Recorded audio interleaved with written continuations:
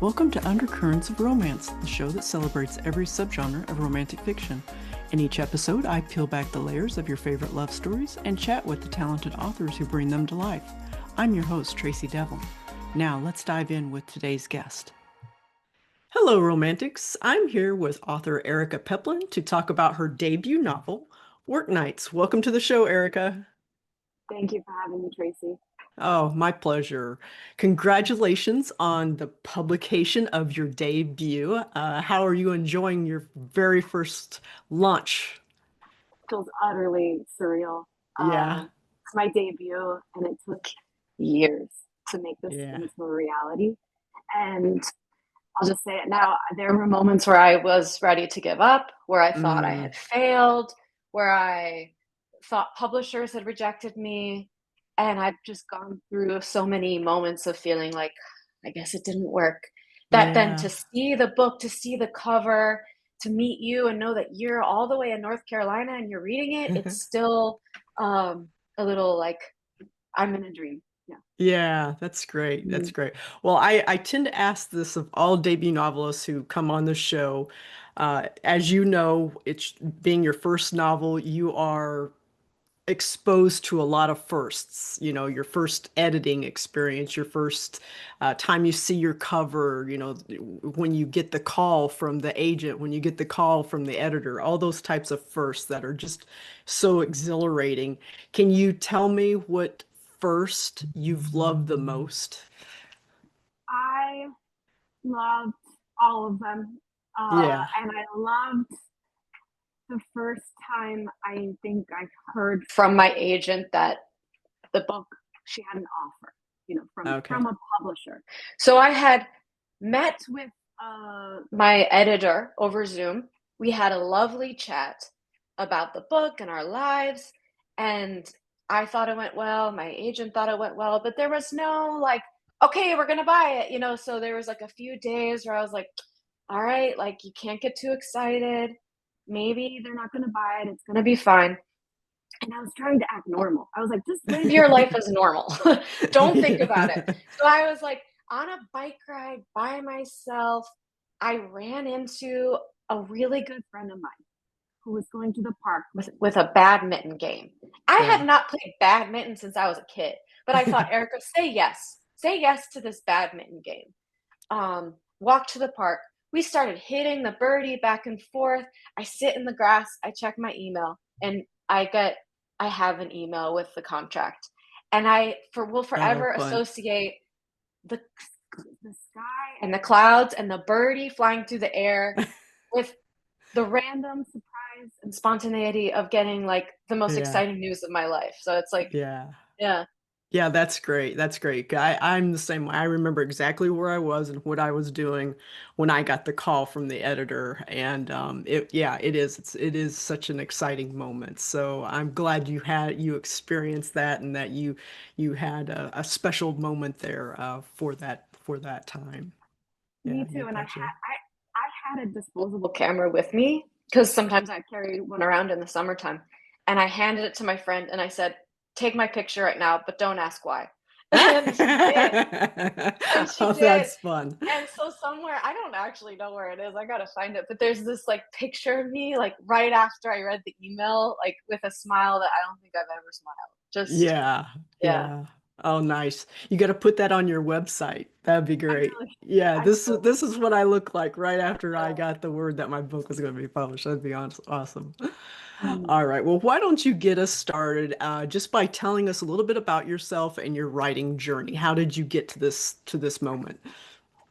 Yeah, it's been an unlikely path because I grew up just a tomboy. I liked movies a lot and like theater and acting, but I loved playing with the boys, rollerblade hockey, baseball. I thought I wanted to be a professional athlete.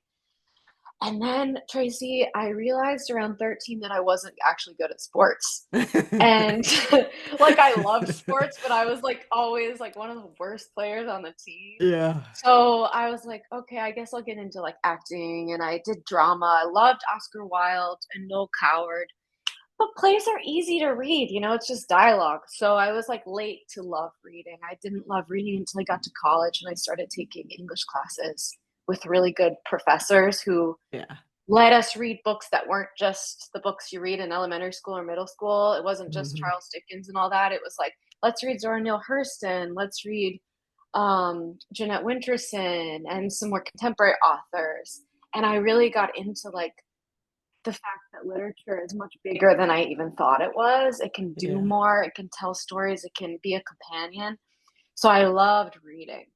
I must have spent 5 years of my life just reading books. Then you start to want to copy what you love. Like, I don't know if Yeah. that's just me, but like, I just was like, Oh, I yeah. want to try this. I want to try Yeah. to do what these authors are doing. So I moved to New York City after college. I got a job in an office. I was just trying to make enough money to get by and live, but I was writing all the time. Yeah. Sometimes at my desk at work, definitely in the mornings, definitely on the weekends. It just became like my obsession. Hmm. And then I think slowly over time, as you write short stories and you write poems and you try to write a novel, eventually something starts to click. And I think what it is like you find your voice. Yeah. You start to find the way that sentences just feel right to you. They kind of Yeah. start to flow out of you.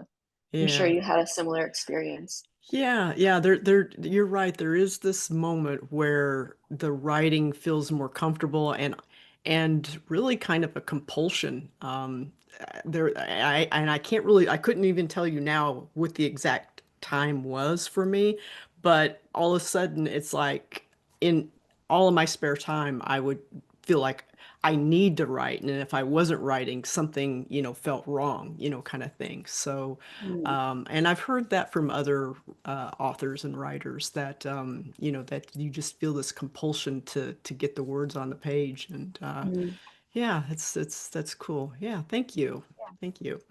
Well, in this book, in Work Nights, there's some parallels between your life and your protagonist, Jane's. You mm, both moved from Detroit to New York, and you yeah. worked for a newspaper. So why Mhm. don't you tell us a little bit about Work Nights? Just let us know what it's about, and maybe talk about some of those parallels and why you included them in your debut.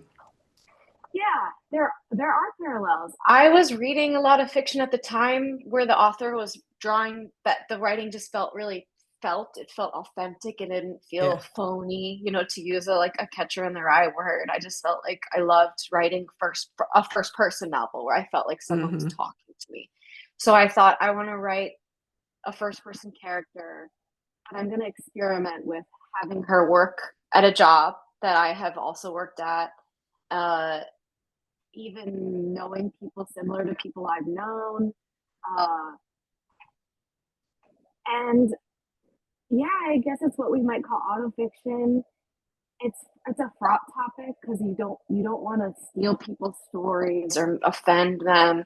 Yeah. But I think I love people, so for me, it's coming from love. So like when I worked in an office, Jane works in an office, and she works around just a cast of zany characters. So that in the book she's questioning her life, she's questioning, do I want to be here, what should I do? Right. Meanwhile, on top of that, she's just got this romantic obsession with this younger girl at her office. And um I wanted to just throw everything at the book. So the mom and dad are calling from Michigan and they don't get her life. Yeah. And so I hope that I use my life in such a way that the book feels real, the emotions feel real, but then the Hmm. story takes off in like silly directions. I exaggerate things to make Jane much worse than me, to make her lie more, to make her a worse employee, Yeah. so that it raises the stakes of the story. But essentially, she's an office worker, she's lost, she's romantically obsessed with someone, and nothing goes well for her. Yeah. So things just slowly and hopefully realistically spin out of control until suddenly she's like in a love triangle with, because she has this Yeah. other love interest come into the picture. And on Hmm. top of all that, she's like planning to quit her job. Because I think when you're in your 20s, the goal is like to be free, Yeah. to learn things and to have a good time. And I think Yeah. that's what she wants. So I hope it's relatable. Yeah, yeah, it was. And you were talking about the zany office characters and things like that. I have a personal favorite, but I was curious, did you have a character that once you started writing about that character, you just loved writing about that character? Absolutely. There's a character named Karen who is Yes. like a single mom. Same.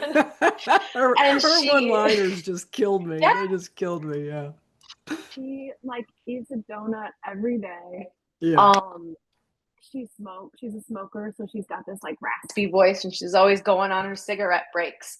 And the office is populated by a lot of young people in their 20s who are pretty tech savvy. Meanwhile, she's kind of a holdover from another generation who's like not as Yeah. good at computers.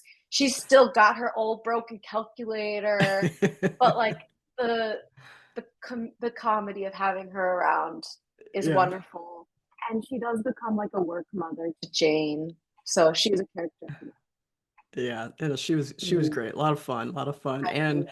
Madeline, Mhm. her love interest, Yeah, the younger girl, the love interest, yeah.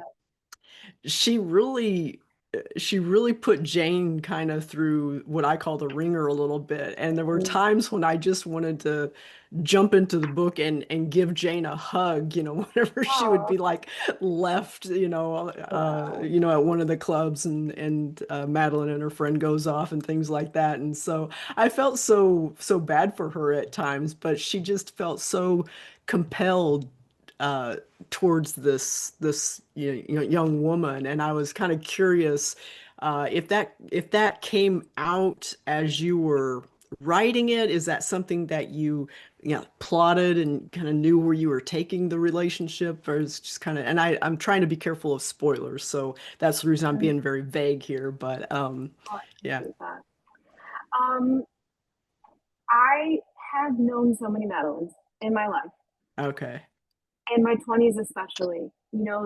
The out of reach crush, the crush that doesn't text you back in a timely manner, the yeah, crush that posts photos of themselves on the internet with their friends doing something when they told you they couldn't hang out. And there's all these just little moments where you just feel like you're getting stabbed, and yet you want the person anyway. You continue to like feel like everything would make sense if I could just have them, if they could just sit yeah, with me and we could just have a date. And so I combined all those personal experiences of heartache that okay, to me, I'm in my 30s now, and I feel like I've aged out of that kind of like crush. So in a way, I'm really glad I've like memorialized it in this book, yeah, because I yes, think I hope it's relatable. And there is something tantalizing about the out of reach yeah, pretty girl. She comes from a wealthy family, yeah. so she has all these things that mean something to Jane.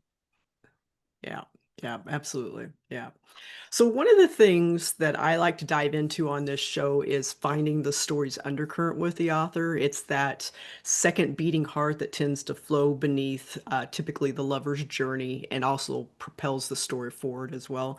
Can you tell me, and sometimes there's more than one, but do you have an idea of what the undercurrent is that's flowing beneath Jane's story in this?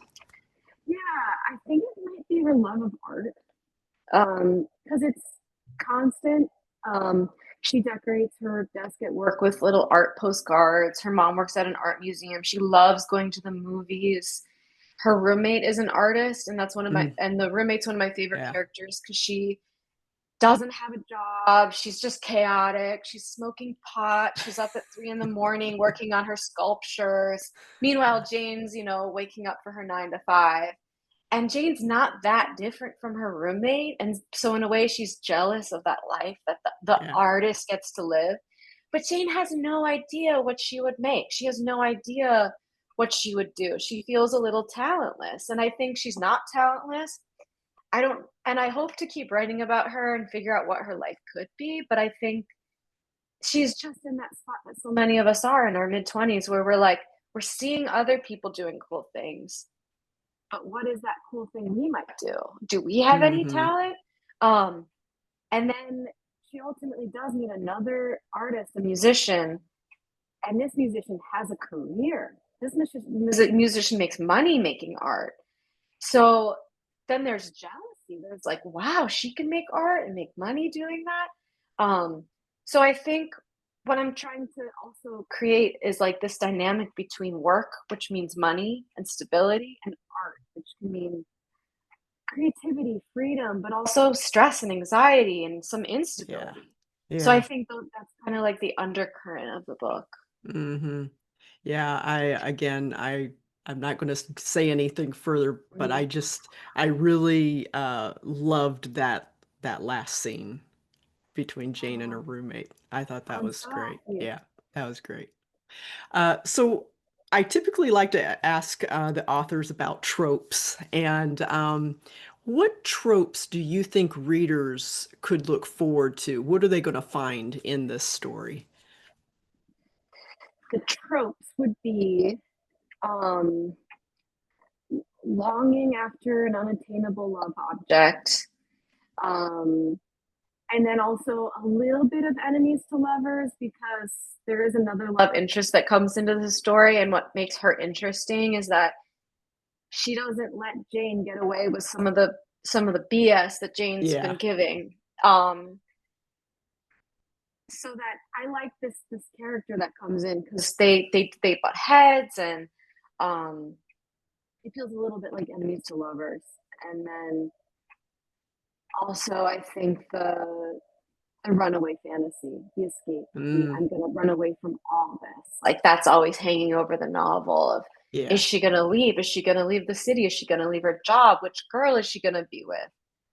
Uh, yeah, Yeah. No, those are great. Those are great. And of course, Love Triangle, which you've mentioned a love number of triangle. times here too. We can throw that one in as well. Absolutely. What romance book have you read recently that you would recommend to our listeners? Sure, I just finished Haley Jacobson's book Old Enough. It's so good. It's about a girl in college who is taking her first women's studies class, and she's learning all these new ideas about justice and consent and the wage gap. But then she's got this big crush on someone in her class. Meanwhile, Haley does a great job flashing back in time and showing her protagonist in high school when she was more straight presenting, and she has a very straight best friend. And so it's like the toggling that some queer people do in their early 20s when they're like, maybe they go away to school and they're learning how to like have a crush and explore a romantic life that's not the one they expected. Yeah. It's a great book. Okay. All right. Wonderful. I'll add that to the show notes for folks to check out. Mhm. Do you have a ritual that you like to do that'll help you get yourself into the writing mindset? I start every day in almost the identical manner. I make coffee, a pot of coffee. Um, I read and then I read and I try not to look at my phone or my computer. I try to have no screens around. And I really try to read for at least 20 minutes, 30 minutes. And if I get inspired by what I'm reading, I have to start writing right away. I can't put it Okay. off. And I think that's really important because I put it off. I've got, no, I'm going to actually have a snack first. Or actually, I need to send a quick text and then I'll write. No, if you feel like you want to write something, you have to do it right away. Yeah. Are you reading the same book over and over, or are you reading something new to inspire you? I always read new things. I feel like I want heaven just to be a giant library because there's just not Yeah, enough time on earth to read all the books I want to read. So I'm this is always true. reading new things. Yeah. Okay. All right. Great. Great. Great. All right. Well, before we go, can you give us a hint about what's coming up next? Are you possibly working on book two, or you got something else in the Mhm. pipeline? Oh yeah, we got book two coming. The draft. I already wrote the manuscript. My agent has it. It is five. It's a jump 5 years ahead in time. Okay. All right. And I won't Great. say anything else, but it's got a lot of the same characters, and it's a new world. So Okay. I All right. had fun writing it. Well, we'll keep an eye on social media to see when you do the big cover reveal and things like that. That'll Mm, be fun. That'll be fun. thank you, Tracy. Yeah, you bet. Well, folks, when this episode airs, work nights will be out, so be sure to go and grab your copy today. Erica, your website is at ericapeplin.com. Mhm. Okay, so yeah, please go and check out Erica's website, and you'll see some of she's got some short stories and things like that that she's published. Noticed on there, so that's great. What social media platform are you most active on? I am most active for the purpose of, promoting this book and finding readers on Instagram. So Instagram. yeah, my handle is just my name, Erica Peplin. Okay. All right, great. Well, thank you so much for joining me and congrats again on publishing your first book. That's very exciting and can't wait to see the publication date when you get to scream it to the world that it's out in the world. So that'll be wonderful. Thank you, Tracey. I really enjoyed our conversation. Yeah, me too. Me too. Many thanks to everyone listening. I hope you enjoyed this week's episode of Undercurrents of Romance. You can find more information about the show at tracydevlyn.com/podcast. Undercurrents of Romance is a proud member of the Authors on the Air Global Radio Network. I'll be back soon with another great romantic read. In the meantime, enjoy the adventure, everyone.